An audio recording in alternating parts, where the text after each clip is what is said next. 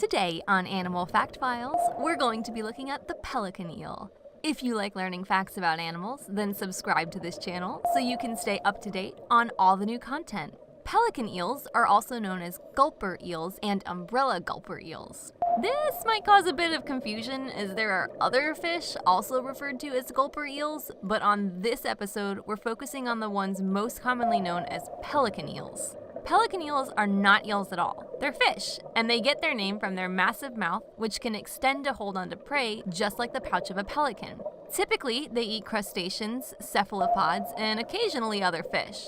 Pelican eels are not built as skillful swimmers, and it's believed that they will strike out at prey only within their general vicinity. Some people describe this as similar to a pelican diving to catch a fish. During this capture, pelican eels will ingest a lot of water, which will then be expelled through their gills. Because they can't swim well, pelican eels have evolved to develop a phytophore at the end of their tails. What this means is that a pelican eel can actually light up the tip of their tail through a process called bioluminescence. The light is usually pink in color, but it can flash red as well. This flashy display of color in the dark depths of the ocean is what draws in unsuspecting meals. Typically, pelican eels live in temperate and tropical waters, usually staying about a mile below the surface, although they have been caught in waters as shallow as 1,600 feet and can live to depths of over 3 miles. They're usually about 20 inches in length, but can reach up to twice that. Their tail takes up nearly half their body, and they are completely lacking in scales, pelvic fins, and swim bladders, all things that most other fish have.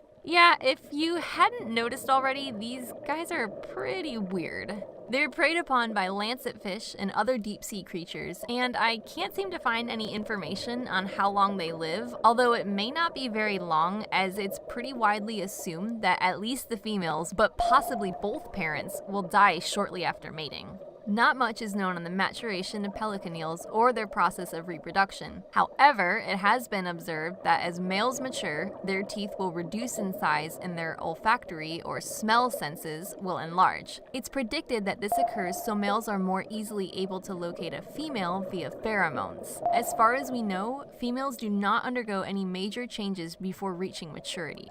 Pelican eels generally appear black in color, and some individuals may sport a white stripe along the base of the dorsal fin, or the fin that can be found along the fish's back. They have a huge mouth and a long tail. Some pelican eels that have accidentally been captured in deep-sea fishing nets have actually been found with their tails tied in knots. They have small teeth, much unlike their anglerfish neighbors, but their large mouth allows them to eat prey that's even bigger than they are. We were first introduced to pelican fish through a game called Aquanaut's Holiday, a game from the original PlayStation's library. If you kind of like obscure PlayStation-era games with strange Easter eggs, you might want to check this game out. It's a little creepy, although I'm not entirely sure that was intentional, but it's still a huge game in which it's easy to get lost. Pelican eels can also be seen in Endless Ocean Blue World, a game which has been previously mentioned on this show and actually showcases many of the marine species we've talked about in prior episodes. For more information on the pelican eel, feel free to browse through our citations in the description below.